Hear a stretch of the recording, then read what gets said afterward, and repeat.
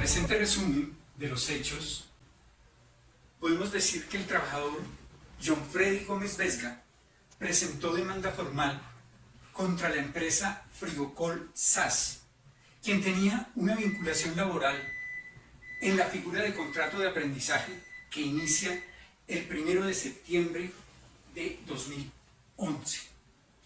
Y John Freddy laboró hasta agosto 31 de 2012.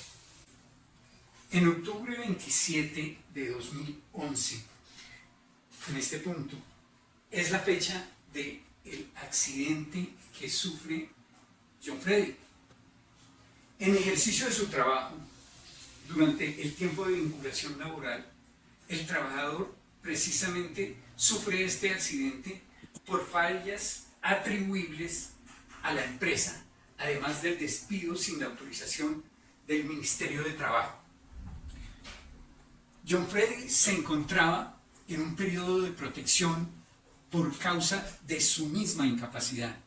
Entonces se sumaron estas dos partes, que se encontraba en periodo de protección y que no recibieron ni pidieron la autorización del Ministerio de Trabajo. Como resultado de ese accidente y del despido de John Freddy, él mismo instaura una demanda donde se condena a la empresa y se ordena a pagar los perjuicios entendidos como daños y como lucro cesante que se desprenden a raíz del accidente. Cabe anotar que lo que contempla dicha sanción debe ser traído a un valor presente. Si hablamos de la primera instancia, entonces vemos que en mayo 7 del 2015, el Juzgado 6 Laboral de Bucaramanga emite sentencia a favor del trabajador.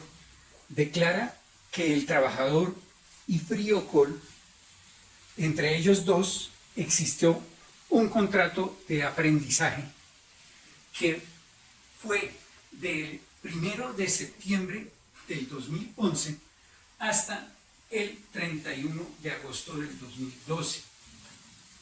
Es por eso que condena a Frigocol a pagar al demandante, en este caso John Freddy, la indemnización plena de perjuicios de que trata el artículo 216 del Código Sustantivo del Trabajo. Una vez fallado a favor del trabajador y como hubiere inconformidad por el lado de la empresa Frigocol, este representante judicial de la empresa solicita precisamente ante el Juzgado 6 Laboral el recurso de apelación. En el fallo de la segunda instancia, fechado agosto 13 de 2015, por parte de la Sala Laboral Superior de Bucaramanga, se emite sentencia a favor del trabajador. Asimismo, en esa misma fecha, la empresa solicita en el mismo proceso la instancia de sala de casación. En octubre 8 de 2019, la Corte Suprema casa la sentencia dictada en agosto 13 del 2015, o sea, que estamos hablando de la segunda instancia, por la Sala Laboral del Distrito Judicial de Bucaramanga, dentro del proceso ordinario laboral por John Freddy Flores Vesga, que es el aprendiz, en contra de Frigocol SAS. En sala se resuelve confirmar la sentencia proferida por ese Juzgado 6 Laboral del Circuito de Bucaramanga en mayo 7 del 2015, o sea, la primera instancia. Las obligaciones del empleador. dentro del contrato de aprendizaje, según el decreto 1072 de 2015, nos habla sobre, pues primero, realizar un contrato por escrito, ¿sí? Un contrato de aprendizaje por escrito con una duración máxima de 2 años. Nos habla también de que el empleador debe dar un apoyo de sostenimiento mensual. De esta manera, cuando el aprendiz está en etapa lectiva o formativa, un 50% de un salario mínimo legal vigente. Cuando esté en etapa práctica, será el equivalente al 75% de un salario mínimo. Otra obligación es afiliar al aprendiz a Seguridad Social de esta manera. Cuando el aprendiz esté en etapa lectiva o formativa, únicamente se debe afiliar a Salud. Cuando esté en etapa práctica, también se debe afiliar a riesgos laborales. En ninguno de los dos casos se debe afiliar a pensión. Otra obligación es capacitar. Esta es muy importante. Capacitar en el oficio, actividad u ocupación para lo que fue contratado. Dentro de esto está el tema de realizar una inducción en seguridad y salud en el trabajo, punto muy importante, porque en este tema se incluyen o se deben incluir las siguientes temáticas, como por ejemplo la explicación de las diferentes políticas establecidas por la empresa, los reglamentos, ¿sí? En esto se incluye la política de seguridad y salud en el trabajo y las diferentes políticas que tengan. El reglamento de higiene y seguridad, también se debe dar una explicación a los riesgos a los que va a estar expuesto en el desarrollo de su labor y obviamente las medidas de control que se deben aplicar para que se evite tener algún tipo de accidente o incidente dentro del trabajo, de su trabajo. Se debe dar a conocer también las normas básicas de seguridad de la empresa, tales como, por ejemplo, reportar todo accidente o incidente de trabajo a su jefe inmediato o al área de seguridad del trabajo. También sensibilizar y hacer entender al empleado que se debe eliminar todos los actos y las condiciones inseguras, mantener el área de trabajo limpia y ordenada, utilizar siempre el equipo de protección personal asignado de acuerdo a las labores que se le dieron a este empleado, respetar y obedecer las señales y los letreros que están dispuestos en el área de trabajo o a lo largo de la empresa. Y algo muy importante, una obligación del empleador es suministrar los elementos de protección personal requeridos para la labor a la que el aprendiz fue contratado. Voy a hablarles sobre las obligaciones que tienen los aprendices en cuanto a seguridad y salud en el trabajo en la organización.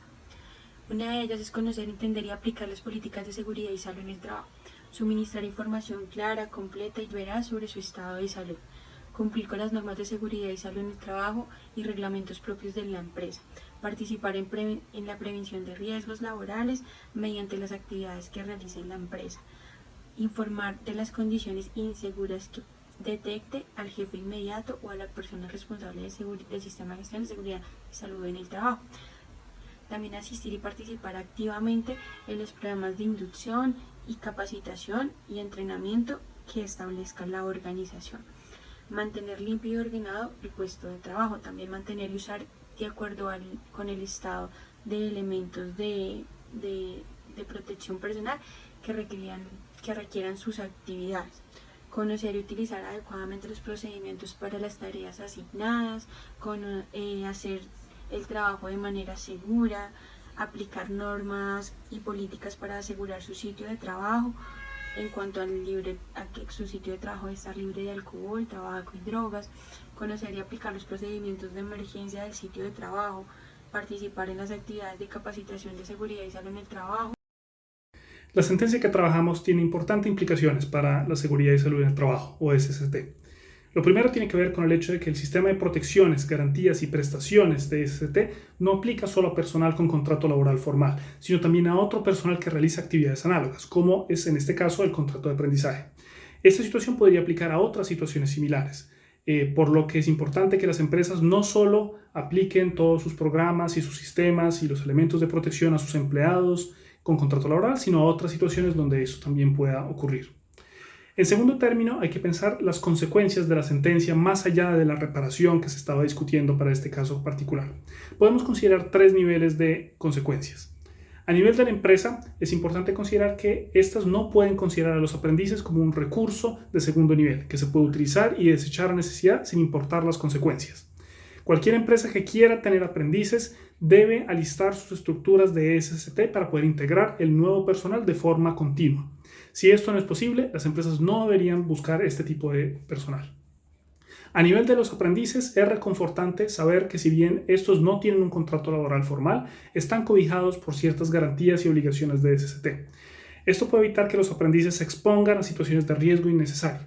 Además, el hecho de estar embebido en una dinámica SST sana y buena es un punto de aprendizaje importante para el resto de la vida profesional del individuo, donde va a tener que seguir estando expuesto a este tipo de capacitaciones y formaciones.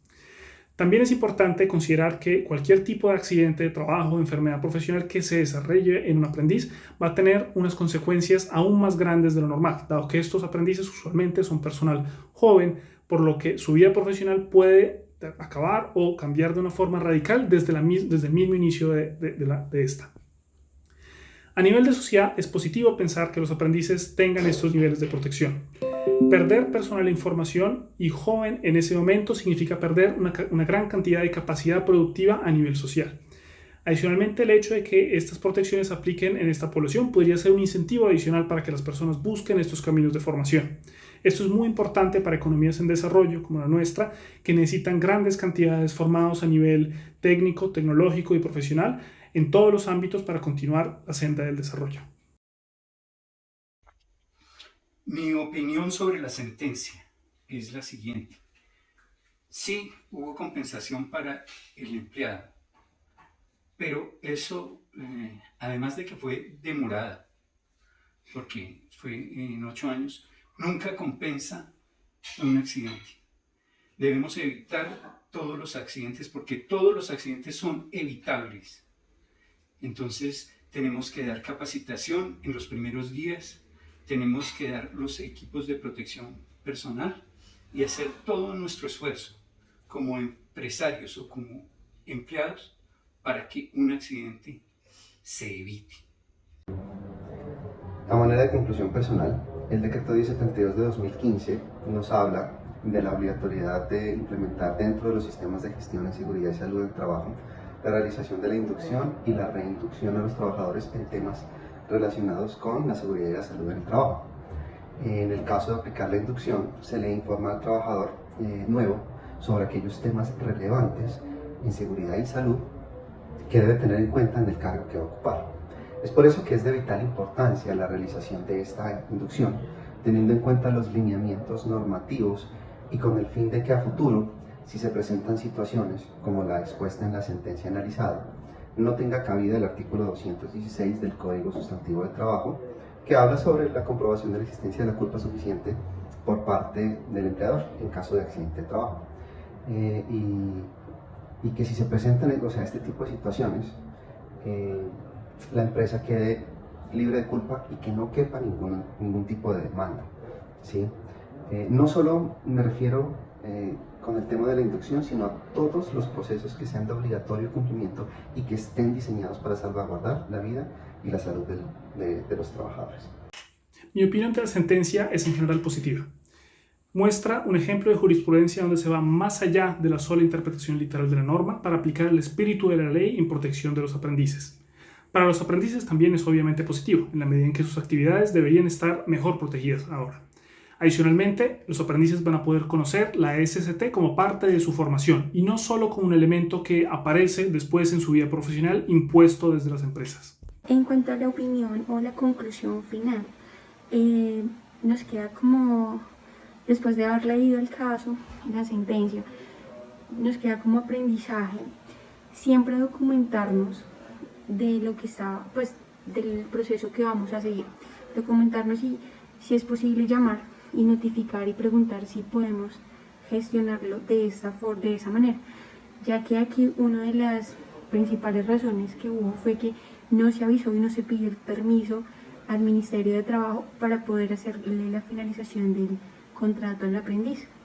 Entonces, la conclusión final es documentarnos, siempre preguntar si es el proceso que debemos de llevar y de esta forma poder hacer una finalización de contrato acorde a lo que la ley nos manda.